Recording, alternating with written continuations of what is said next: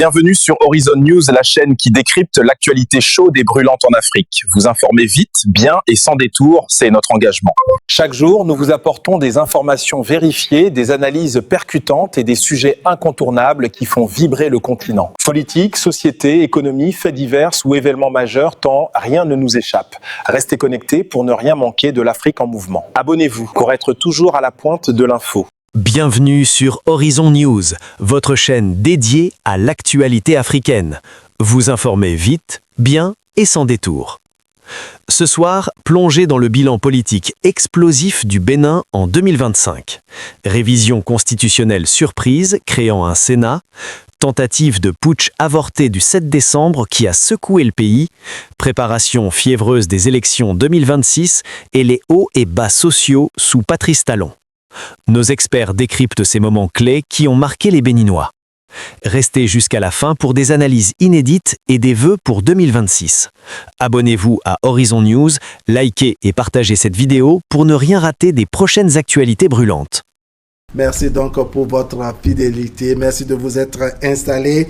On tente ce soir de remuer les méninges en évoquant quelques événements clés qui ont rythmé la vie politique de notre pays cette année. Un exercice, sinon un devoir de mémoire pour boucler l'année 2025 qui s'achève.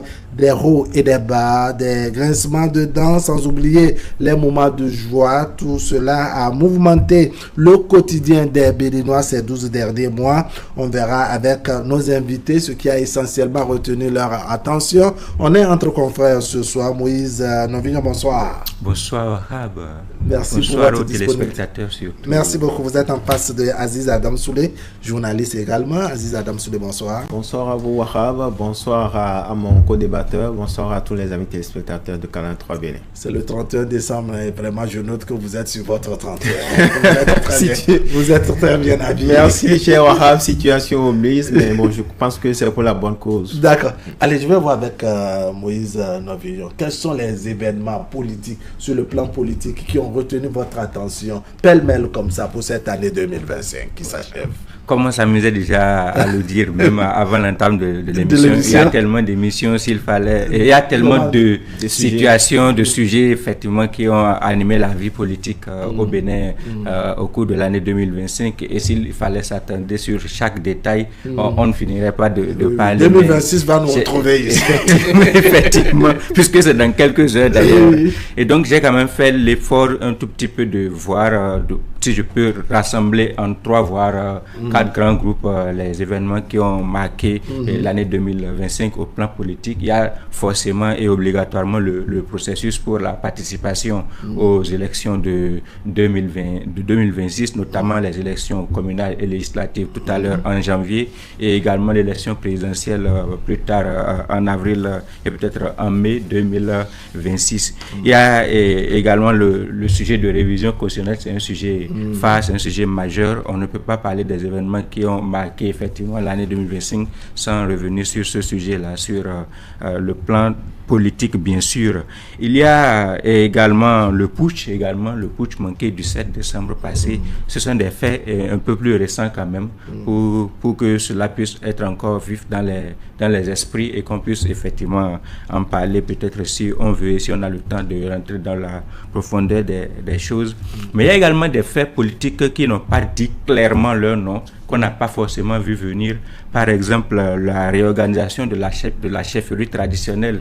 Et on ne le dit pas suffisamment clairement, mais c'était également des pôles éminemment politiques. C'était des secteurs et des filières dans lesquels les acteurs politiques, sous une autre forme, allaient se taper, comme on le dit, dans l'ombre pour quand même un tout petit peu agir sur le plan politique. Cela a été un tout petit peu réorganisé par une loi. C'est un fait politique majeur.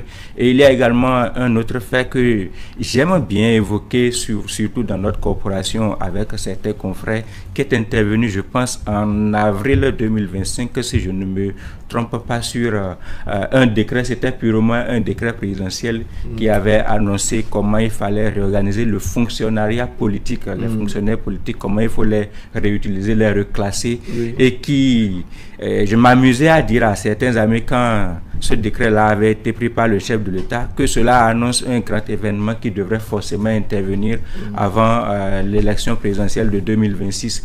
Et quand la révision de la Constitution est intervenue, par exemple, certains confrères avec lesquels j'avais partagé cette analyse et cette observation, ils ont eu l'honnêteté d'esprit de revenir et de dire tu avais bien vu, nous on n'avait pas analysé les choses sous cet angle-là, parce que cela avait nommément cité les fonctions politiques qui devraient forcément accéder si on devrait les réexploiter effectivement sur le ces fonctionnaires qui ont occupé des postes politiques présidents, et ils ont été nommément cités à l'article 4 du décret président de la République, vice-présidence de la République, président de l'Assemblée nationale, directeur, ministre, etc.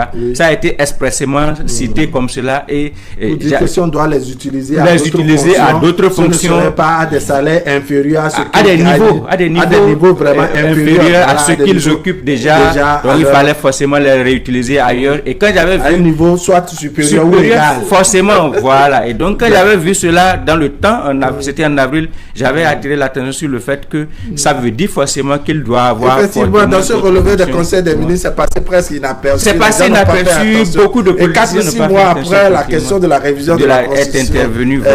Et donc ça fait partie de pêle-mêle, comme vous l'aviez demandé, des sujets politiques que j'avais pu observer. Aziz Adam Souley, vous?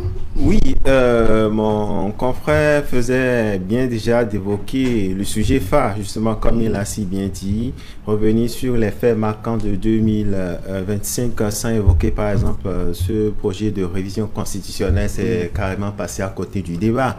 Alors, justement, sur cet aspect, on a pu voir dans le déroulé, d'abord, comment on va le dire comme ça, la procédure a été enclenchée à l'Assemblée nationale. C'est vrai que, je l'avais dit déjà sur un plateau, on ne souhaiterait pas pour les fois à venir que ça se répète de cette façon-là, c'est-à-dire toute cette boude-là qu'on a pu observer. Je pense que l'Assemblée nationale, c'est quand même une institution sérieuse de la République où on aurait pu nous éviter, disons, ces situations de coupure pour justement donner disons de la matière aux amis de l'opposition pour, disons, évoquer quelques fraudes ou quel pictogramme qui a été renversé ou pas. On se souvient encore de ce feuilleton-là. Alors, quand j'ai fini de dire ça, oui, la révision constitutionnelle, un sujet assez majeur qui a fait couler beaucoup d'encre et de salive. On se souvient encore de comment cette loi-là est passée presque inaperçue. Vous et moi, mon cher ami Novion, nous étions tranquillement en train de faire dodo, comme on le dit, pour les enfants, et blanc. Un beau matin, on s'aperçoit que, voilà, à l'unanimité, en tout cas à majorité, j'allais dire, le projet de révision constitutionnelle a été adopté. Alors, c'est vrai que les débats ont évolué, cela y va de la position de tout un chacun. Mais on retient quand même que dans justement cette loi-là votée, il y a ce Sénat-là qui a, je dirais, a fini par situer tout un chacun. Même si les lanternes semblent, selon les opinions, semblent ne pas être éclairées totalement. Toujours est-il qu'on retient désormais que ça a été adopté et ça a été promulgué par le chef de l'État. Donc le débat est clos pour moi. Alors, l'autre chose aussi, tout au long de 2025, c'est aussi, oui, le filet social, en tout cas moi qui m'a assez, le côté social, j'allais dire, qui m'a assez marqué. C'est vrai qu'on a tout le temps fait le procès au gouvernement de ne pas faire du social. Et vous vous souvenez, sur ce plateau, j'ai toujours dit que chacun a sa façon chacun a sa perception du social. Voilà. Je l'ai toujours dit, le social, ce n'est pas comme ça se faisait par le passé, distribuer des billets d'argent ou, bon voilà, pour telle politique. Et souvenez-vous, dans cette rencontre-là avec la presse, le chef de l'État est revenu sur un aspect très important, où il disait qu'avant, il fallait faire des conciliabules, même passer par des couloirs d'abord avec des mallettes remplies d'argent et aller négocier pour avoir, disons, le soutien, disons, d'un DG ou de Tantampion qui est, disons, à une position politique. Aujourd'hui, tout ça c'est révolu. Sur le plan politique, on peut dire que c'est déjà un acquis, ça, il faut pouvoir le saluer. L'autre chose, parlant de cet aspect sur le social que je voudrais relever, on a vu aujourd'hui la façon dont le projet, par exemple, Bessoké, Apricor. On a vu dans les différents ménages aujourd'hui, voyez-vous, c'est vrai que ça, il faut pouvoir le saluer. Je me demande quel est l'échantillonnage, quelles sont les équipes qui ont travaillé d'arrache-pied pour pouvoir identifier ces populations-là qui vivent vraiment au-delà, en tout cas, qui sont... Enfin, qui tutoient le seuil de la précarité, si on peut le dire comme ça, et qui, ça n'a peut-être l'air de rien, mon cher Wahab, ça n'a peut-être l'air de rien, peut-être nous qui sommes à Cotonou ici, 10 000, ça ne veut rien dire, mais dans les contrées qui ont été identifiées, je pense que 10 000 peuvent... C'est vrai, je l'ai dit. Ça n'a l'air de rien, mais je pense que c'est un élan de choses, d'accompagnement qu'il faut pouvoir saluer. Il faut pouvoir le saluer.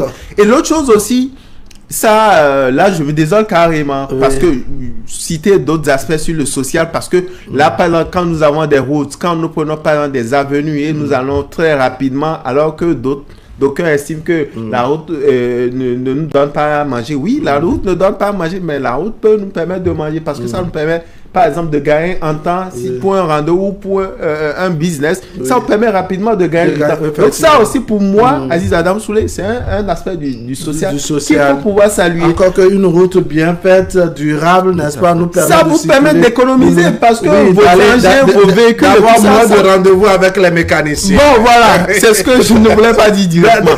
Alors, dans le monde des médias, très rapidement, si vous permettez, je me désole du fait que il y a eu beaucoup d'arrestations en 2025, non pas parce qu'ils ne sont pas fautifs, je suis tout à fait d'accord. C'est vrai que nous avons une police, s'il faut le dire comme ça, qui encadre justement. J'aurais souhaité quand même pour 2026 qu'on fasse beaucoup plus d'abord, parce que si les confrères et collègues ne déraillent pas, justement, les institutions et les instances de régulation ne prendront pas leurs responsabilités. C'est vrai que quand ça vient comme ça, c'est vraiment la mort dans l'âme qu'on voit un confrère écroué, interpellé. Ça ne fait pas vraiment...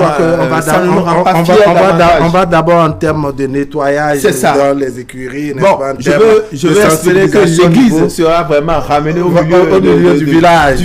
Comme l'a dit justement notre président.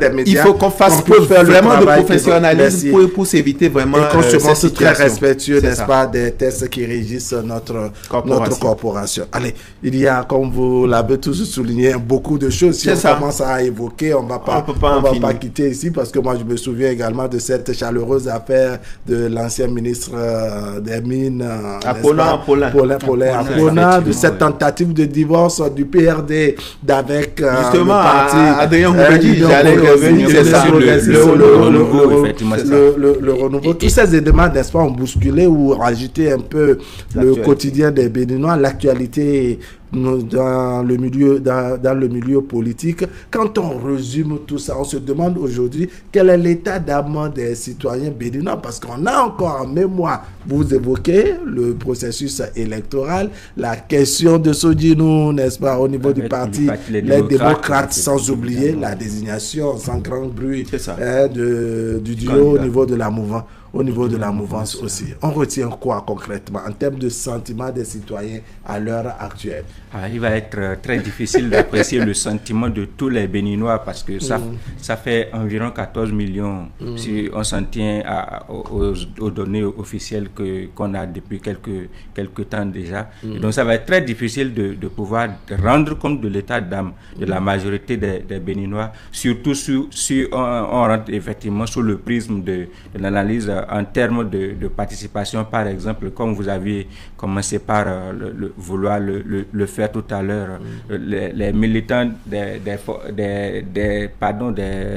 les démocrates, voilà, du parti Les Démocrates, par exemple, il faut constater quand même qu'ils doivent être un tout petit peu la mort dans l'âme par rapport à cette situation particulière où leur candidature à l'élection présidentielle n'a pas pu être validée, leur participation aux élections communales également n'a pas pu être acquise, et donc ils ont quand même été un tout petit peu je ne vais pas dire ils ont été lésés, mais ils n'ont pas été dans les meilleures conditions. Ils n'ont pas eu les mêmes chances que les autres. Ils n'ont pas eu les mêmes chances que les autres militants, donc ils ont forcément un peu la mort dans l'âme. Par contre, si vous allez de l'autre côté de la mouvance, je ne sais pas s'il y a de grincement dedans de ce côté-là également, mais les choses se sont faites avec un peu plus de tranquillité, un peu plus de sérénité. Ils n'ont pas eu véritablement beaucoup de difficultés à facilement. En tout cas, on a su contenir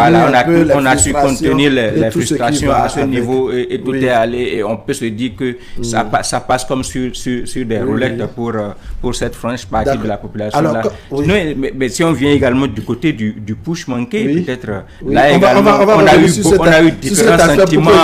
Voilà. D'accord. Alors, si on suit un peu, je dirais, cette question que j'abordais tout à l'heure, cette tentative de divorce entre le PRD avec l'Union progressiste du parti le Renouveau, parce que c'est la fusion qui a donné le volet Renouveau. Voilà, effectivement. L'Union progressiste, le Renouveau. On peut dire qu'aujourd'hui, les choses ont évolué parce qu'on a senti Maître Adrien Ngbeji, au-delà de la calmie, n'est-ce pas, qui soutient le candidat Romuald Wadani. Le communiqué est signé de sa propre personne. Vous en faites quelle lecture? Pour dire que bon, peut-être c'est la patience qui avait manqué, il fallait patienter pour voir. Je pourrais dire, il y a un temps également de sagesse. D'accord. Non pas parce que la sagesse n'avait pas visité le patriarche Adrien Ngbeji, mais peut-être que au sein de cette famille politique là, justement, sans doute savoir peut-être ne portait plus. Et il fallait, à mon humble avis, trouver le mécanisme pour briser, disons, cette barrière-là. D'accord. Je me souviens, pour cette petite confidence-là, c'est vrai que nous sommes à la télé, j'ai pu, au détour d'une émission où j'ai reçu l'ancien député Epiphane Kenom.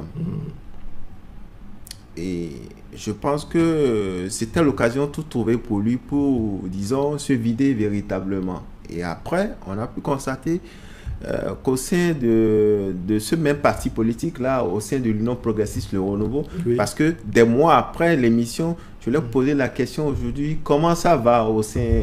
Il dit, bon, il y a des choses que je suis venu dire sur ton émission que je ne peux plus me permettre aujourd'hui. Parce que les choses sont améliorées, que les choses ont évolué. C'est ça. Ça veut dire qu'il y a le débat qui a évolué. Le débat a été élevé à un niveau. Ça veut dire que il a eu le temps, en tout cas, de se faire écouter. Sans doute ça veut dire que les partis en conflit ont certainement trouvé le mécanisme qui fait le juste et même le cas du patriarche, si vous vous rappelez, le cas du patriarche Adrien Ngbeji, souvenez-vous qu'après cette boude-là, au lendemain, il y a une délégation de l'Union progressiste de Renouveau, avec à sa tête le président Joseph Diogbenou, qui s'est rendu illico presque à son domicile. Quelques heures après, on a vu également le parti Les Démocrates. Donc, c'était en fait un mercato, si on peut le dire comme ça, un mercato politique, où chacun devait aller en tout cas apporter son soutien pour n'oubliez pas aussi qu'il a été objet de lynchage médiatique sur les réseaux sociaux et tout ce qui va avec. Et je crois qu'il est habitué à mettre il est habitué, je dirais, à ces coups en tant que vieux renard de la politique nationale. Ce discours poignant là qu'il a eu à évoquer. Donc tout ça l'un mis dans l'autre, à mon humble avis. Je pense que, comme je le disais, il y a un temps de colère, il y a un temps aussi d'accalmie, et c'est cette sagesse-là qui lui permet aujourd'hui. Je suis sûr que dans l'opinion publique, beaucoup ont été surpris de voir, disons justement, comme vous l'évoquiez, ce soutien-là adressé finalement, j'ai pu entendre beaucoup ont dit finalement il a rejoint les rangs. Non, je pense que même au moment où il accordait, disons, son soutien, il donnait sa caution pour appartenir au parti politique. C'était en toute responsabilité. Oui, en toute responsabilité. C'était pas forcément les yeux. Il allait en conséquence. Justement, donc s'il revient aujourd'hui, dit qu'il accorde son soutien à chose audio Wada Intalata, c'est forcément parce qu'il y a eu un certain nombre de compromis, il y a eu disons, des négociations qui, sans doute, ont été faites en amont et aujourd'hui peut-être qu'il a eu aussi satisfaction. Parce que Oui. n'oubliez pas aussi que le jeu politique, c'est aussi la guerre des intérêts. C'est surtout à ce Oui. niveau peut-être que je vais peut-être appuyer ce que vous êtes en train de dire justement. C'est certainement, vous savez, les politiciens, ils sont très calculateurs. Oui. Et le moment choisi par le président Adrien Ngouedji, effectivement, pour lancer, si je peux le dire ainsi, ces jalons en guise de frustration, effectivement, ça a été un moment stratégique. Il faut voir qu'on était déjà en train de préparer les dépôts de dossiers pour les différentes élections qui devraient pouvoir intervenir. Le processus avait déjà été enclenché. Et s'il se disait, par exemple, qu'il était moins écouté, comme le disait le confrère, effectivement, c'était le moment pour lui, évidemment, de donner la voix pour effectivement essayer de voir s'il peut un tout petit peu bouger les lignes, bousculer les cartes qui étaient déjà en train d'être dispatchées pour qu'il puisse effectivement avoir la possibilité peut-être de positionner certains de ces éléments ou peut-être lui-même d'obtenir certaines choses. Donc, en clair, on peut dire que dans un cas comme dans l'autre, peut-être que la satisfaction est tout. Mais il y a une constance également à saluer chez Maître Adrien Ngouedji, en dépit de tout. C'est quelqu'un qui est resté lucide et cohérent. On lui fait le reproche de soutenir Romuald Wadani aujourd'hui. Mais il n'y a que quand Romuald Wadani avait été désigné comme candidat de la mouvance, le premier communiqué signé, n'est-ce pas, c'est qu'il reconnaît avoir reçu, avoir été informé de ce que Romuald Wadani a été désigné, mais qu'il n'avait pas pris sa position, pour ne pas dire, il n'a pas pris la décision pour l'instant. Il lui fallait consulter sa caution. Voilà, consulter sa base. Et je pense qu'une fois la base consultée, le OK a été donné, que le soutien est venu, n'est-ce pas, pour Romuald Wadani. Alors, vous évoquez cette question, on doit dire, de tentative de putsch, n'est-ce pas, où on a eu des avis diversement partagés sur cette question qui a également agité notre vivre ensemble, n'est-ce pas, ce matin du 7 décembre 2025. On se croit dans un film hollywoodien. On n'avait pas du tout vu cela venir. Quand je prends mon cas personnellement, jusqu'à 10h, 10h30 du matin, je ne savais même pas encore que quelque chose se passait parce que j'étais dans une position où je n'avais pas accès aux gadgets, au téléphone et aux autres supports, donc pour pouvoir recevoir rapidement les informations. Mais certaines personnes ont cherché forcément à ce qu'ils puissent avoir la bonne information. Et comme ils savent que on est du côté, on est dans les médias, etc. Ils ont fait tout possible pour pouvoir essayer. C'est par là que j'ai eu l'information. Effectivement, ça a été très heureux de voir la réaction de la majorité des Béninois à désapprouver, si je peux le dire ainsi, ne pas être d'accord avec une telle situation, parce que évidemment il y a forcément des remous, il y a forcément de la frustration au sein de l'opinion dans la population, mais cela ne donne pas droit à ce que l'on puisse effectivement cautionner un putsch. Il faut quand même l'admettre. Mais également il faut faire observer quand même que certaines personnes, certains acteurs ont récupéré la situation par pur opportunisme. Il faut avoir le courage de le dire. Nous sommes en train de passer le moment à la fois de l'euphorie, de la pression et autres, et il faut avoir le courage de le dire, parce que le discours de la haine, ce n'est pas seulement dans un seul sens qu'il faut dénoncer, qu'il faut condamner cela, parce que jusqu'aujourd'hui il y a certains activistes qui continuent d'utiliser cette situation-là de façon véritablement ordurière, c'est-à-dire qu'avec des propos orduriers qui injurient, qui insultent ouvertement comme cela certains acteurs, et qui pensent que en le faisant, en fait, ils sont peut-être en train de prendre fait et cause pour un camp, surtout pour vous voyez, quand ça se passe comme cela, les vainqueurs généralement ont forcément raison. Vous savez, nous, dans notre rôle et dans notre responsabilité, on ne peut pas cautionner d'où qu'elle puisse venir la violence. C'est vraiment ça. Donc, le problème. Il faut réussir. Quel gain on a, n'est-ce pas, à applaudir ou même des jours après à revenir, n'est-ce pas, à ressasser cet événement, l'effet de vouloir justifier, je dirais, le putsch. C'est de l'apatridie. J'ai pas envie de dire que c'est de l'ignorance, c'est de l'apatridisme, il n'y a pas de mots. C'est quand on n'a pas l'amour pour sa nation qu'on peut se permettre, disons, ces égarements-là, parce que moi j'appelle ça des âmes égarées. Vous et moi, le confrère, nous n'avions pas de nation. Hein. Bon, je ne sais pas si peut-être nous avions peu rapidement aller se cacher au Togo. Mais moi, en tout cas, nous sommes tous des Béninois, nous n'avons pas de nation. Donc, au nom de ce principe, c'est un acte qu'il faut condamner avec la dernière rigueur. Nous l'avons dit. Et surtout souhaiter que vraiment plus jamais ça. Nous l'avons dit et on ne le dira jamais assez. Et c'est là, je voudrais, avec votre permission, saluer la maturité du peuple béninois. On a vu à l'unisson, et j'ai aussi aimé cet élan-là, disons, de solidarité de ces politiques-là. Oui. Tout bord confondu.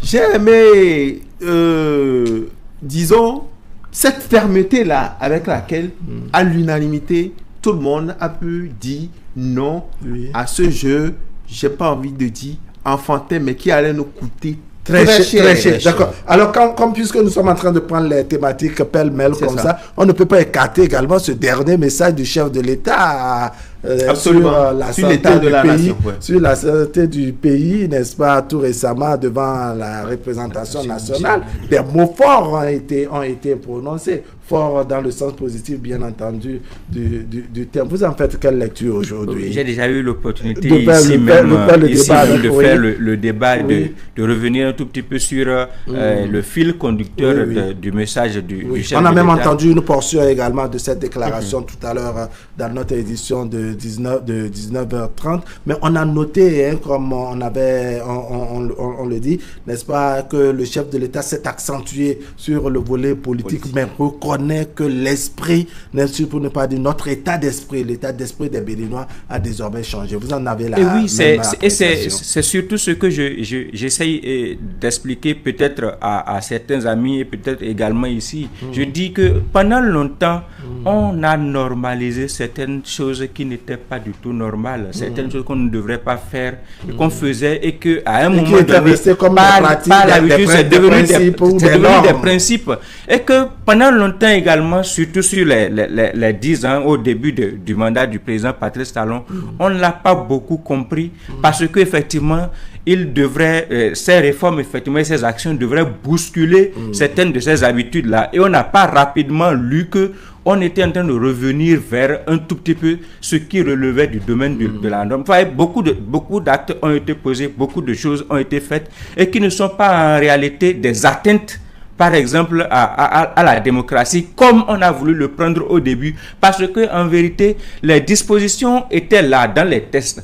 Même ne serait-ce que le test de constitution de 1990 uniquement organisait parfaitement et correctement le système partisan dans notre pays. C'est que dans la majorité des cas, non seulement on n'a pas lu, on n'a pas peut-être bien lu, et surtout, très souvent, on n'a pas très bien appliqué les tests que nous avons. Et comme on a un acteur maintenant qui est très attaché au respect de tout ce qui est test, les tests peuvent être imparfaits, les lois peuvent être injustes, mais à partir du moment où les tests existent, il faut tout au moins les respecter dans la profondeur. Et comme on a eu un acteur qui est arrivé à ces réalités-là, on a commencé par penser que tout n'était pas parfait. D'accord, vous en faites quelle lecture? Ce message du chef de l'État qui continue de retentir dans les esprits, hein, notre état d'esprit qui a changé le Bénin, qui a retrouvé son chemin, la démocratie qu'il faut arrimer avec le développement et autres. Bref, c'est propos du chef de l'État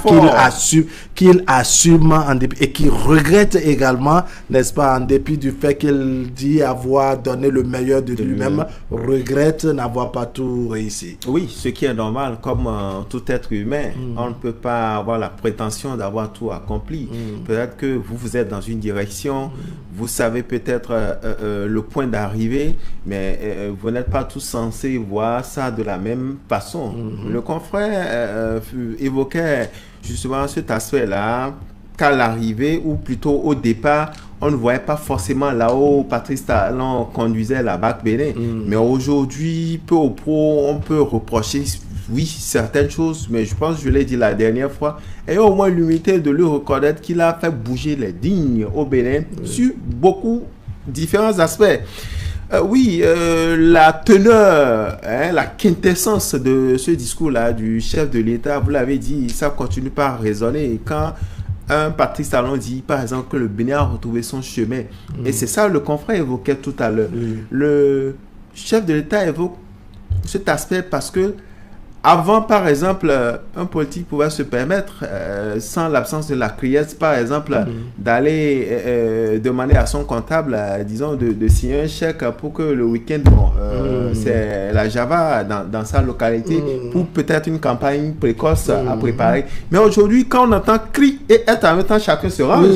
Donc, cela voudrait dire quoi? Avec, par exemple, la criette, ça permet de discipliner. C'est Pascal Todjinou, pour le citer, qui dit que quand il y a de ces hommes politiques aujourd'hui et même de ces responsables dans l'administration publique, quand ils entendent criette, eux-mêmes ils crient. Ils crient. Parce qu'ils savent que là, justement, il y a ce gendarme-là devant qui on ne souhaite pas d'abord salir sa réputation et on ne veut pas, disons, aller se faire humilier d'une manière ou d'une autre. Alors, quand j'ai fini de dire ça, le Bénin retrouve son chemin et c'est ce nouvel état d'esprit-là qu'il faut aussi saluer. Et comme il a si bien souligné, ce nouvel état d'esprit qui permet à chacun de comprendre désormais que tout le monde doit être contributeur. Un Bénin, un nouveau Bénin, un nouvel état d'esprit participe aussi à cet engagement-là, à ce changement-là de paradigme, à cette mentalité-là qui change, à ce citoyen-là qui sait que désormais, par exemple, avec les rues asphaltées, il ne doit pas se permettre, par exemple, de jeter les sachets en désordre, il ne doit pas se permettre un certain nombre de choses. Donc, bref, tout ce nouvel état d'esprit. Le président de la République, n'est-ce pas, en reconnaissant qu'aujourd'hui, le Bénin est respecté au-delà de la sous-région est respecté également à l'international, il a souligné quelque chose. Il dit que nous avons réussi ensemble à faire des choses qui, n'est-ce pas, étaient perçues comme difficiles, voire impossibles par le passé. Je le paraphrase, Vous avez vu les choses comme ça? Tout à fait. Et je pense que ça saute aux yeux. On n'a pas besoin de le rappeler. Ici, en face du doyen, que je salue au passage parce qu'il était ici avec nous la dernière fois. Là, je faisais allusion au vaudou, par exemple, qui est labellisé et qui est devenu source en réalité non seulement de fête, de réjouissance, mais également un sujet de tourisme et d'activité économique majeure pour notre pays. Et c'est dans quelques jours que cela s'ouvre. Beaucoup de visas sont demandés presque tous les jours. Beaucoup d'accréditations sont demandées pour venir vivre les vaudous des au Bénin.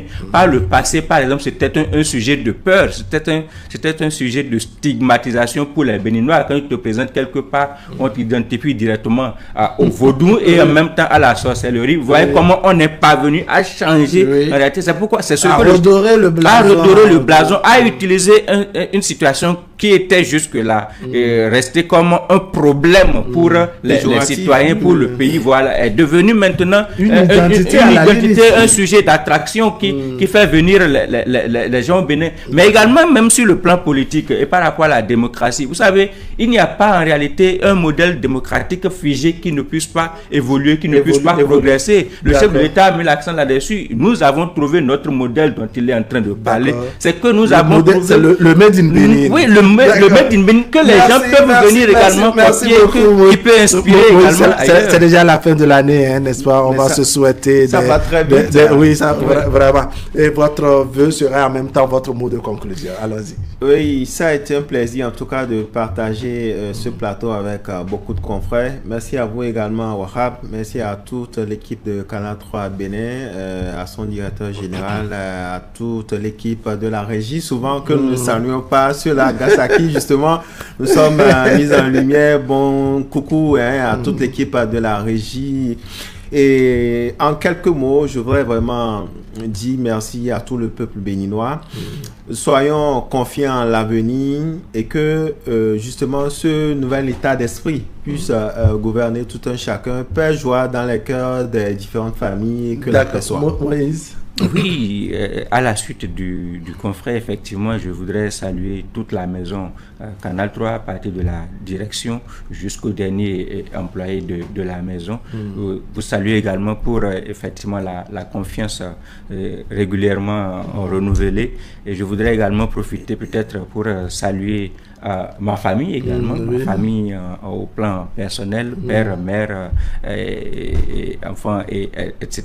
Je voudrais également dire un mot à la régie ici et à tous les confrères, surtout les confrères qui ont été en difficulté cette année. J'ai une pensée et je voudrais pour eux et je voudrais prier également la corporation et tous les responsables à divers niveaux d'essayer de faire un peu plus, d'efforts, surtout pour soutenir le métier, pour soutenir les journalistes et permettre à ce que 2026 également la presse béninoise puisse trouver son chemin comme le Bénin a pu trouver le sien sur ces dernières années. D'accord, vraiment merci beaucoup Moïse. On va dire merci à tout ce beau monde, n'est-ce pas, qui se montre disponible pour faire le débat avec nous, parce que je ne suis pas seul, c'est vous qui nous accompagnez toujours, vraiment. Vous avez les remerciements de toute la boîte, de toute la maison Canal 3 Bénin pour cette disponibilité dont vous faites montre souvent pour nous accompagner, vos analyses, vos commentaires, vos points de vue sur les différentes thématiques de 2025, n'est-ce pas? Parce que, comme on dit, ça n'a pas été facile, parce qu'il y a eu de ces sujets sensibles nous avons évoqués par ici, mais on a pu tenir de façon professionnelle, puisqu'à aucun moment, n'est-ce pas, on a eu de sanctions venant de nulle part, ni d'intimidation également. On va dire merci à monsieur Anissé Carlos Oké, c'est le directeur éditorial qui vraiment nous accompagne, nous encourage, n'est-ce pas, dans l'animation de cette émission, à tous les responsables de la maison. Merci également, merci à Francis Kokou à la réalisation et monsieur Boris Adaro au niveau de la réalisation de ce soir. C'est la fin de ce bilan intense de l'année politique 2025 au Bénin, marqué par la révision constitutionnelle, la tentative de putsch avortée et les préparatifs des élections cruciales de 2026. Une année de tension, mais aussi de maturité citoyenne et d'espoir pour un Bénin plus stable. Chez Horizon News, nous continuons à vous informer vite, bien et sans détour. Quelle est, selon vous, la priorité absolue pour le Bénin en 2026 ? Renforcer la démocratie, booster le développement social ou consolider l'unité nationale ? Partagez votre avis en commentaire, nous lirons tout avec attention. Si cette analyse vous a plu, abonnez-vous dès maintenant à Horizon News, likez et partagez la vidéo pour soutenir l'information africaine indépendante. Merci de votre fidélité, à très bientôt pour de nouvelles actualités.